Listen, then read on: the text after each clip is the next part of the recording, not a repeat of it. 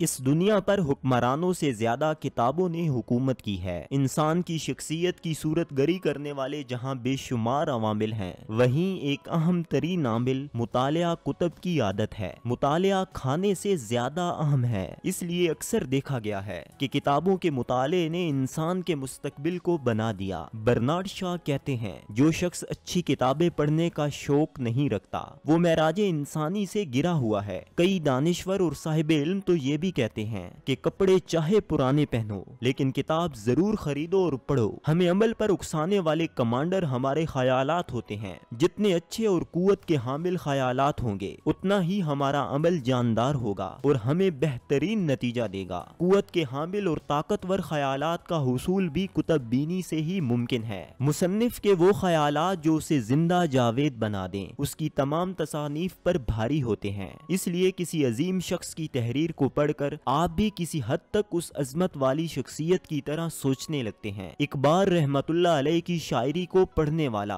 اقبال رحمت اللہ علیہ کی طرح نظریہ خودی کا پرستار ہو جاتا ہے۔ یہ فطری بات ہے۔ Readers are leaders. کتاب کے مطالعے کے بعد آپ کی شخصیت میں مصنف اپنا حصہ ڈال چکا ہوتا ہے۔ اس لیے لوگ جن مصنفین کی تحریروں کو متاثر ہو کر پڑھتے ہیں انہی کی طرح سوچنے لگتے ہیں، محسوس کرنے لگتے ہیں، انہی کی طرح کا تخیل استعمال کرنے لگتے ہیں۔ ایک دانا کی دانائی بھری بات آپ کے لیے مشعل راہ ہو سکتی ہے۔ ایک اچھا مصنف بھی تحریر کو صفحات پر نہیں بلکہ اپنے پڑھنے والے کے دلوں پر لکھ رہا ہوتا ہے۔ اس لیے اچھی کتاب کا مطالعہ بہت عرصے بعد تک آپ کی شخصیت کو چار چاند لگاتا رہتا ہے اور آپ کو کامیابی کی راہ پر گامزن رکھتا ہے۔ جس طرح اچھی کتاب اچھے نتائج فراہم کرتی ہے، اسی طرح بری کتاب روح کو مار ڈالتی ہے۔ دوستوں کی طرح کتابوں کا انتخاب بھی پوری احتیاط اور توجہ سے کرنا چاہیے، کیونکہ ایک اچھی کتاب آپ کی تقدیر بدل سکتی ہے۔ چند شخصیت ساز کتب یہ ہیں: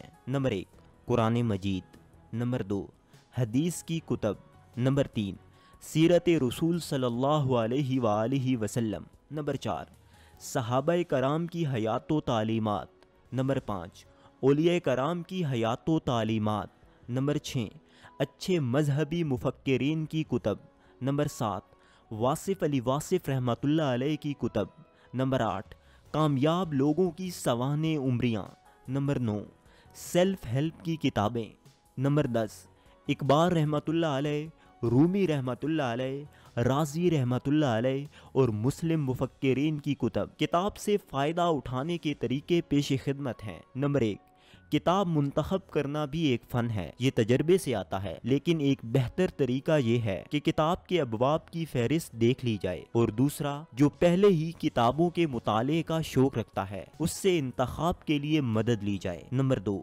بعض کتابیں ساری کی ساری کام کی نہیں ہوتی، اس لیے مقصد مطالعہ کو سامنے رکھتے ہوئے اہم باتوں اور اہم نکات اور ضروری سطور کو کسی رنگین مارکر سے انڈر لائن کر لیجئے۔ نمبر 3 ایک طریقہ یہ بھی ہے کہ کتاب پڑھتے جائیں اور اس کے نوٹس بناتے جائیں۔ نمبر 4 کتاب جتنی بھی پڑھیں اسے عملی زندگی میں استعمال بھی ضرور کیجئے۔ نمبر 5 کسی بھی خیال کو یا بات کو ذہن نشین کرنا تب آسان ہو جاتا ہے کہ جب کسی سے گفتگو کرنی ہو، اس لیے کتاب کے خیالات کو دوستوں سے شیئر کیجئے۔ یہ اقتباس قاسم علی شاہ صاحب کی کتاب کامیابی کا پیغام سے لیا گیا ہے۔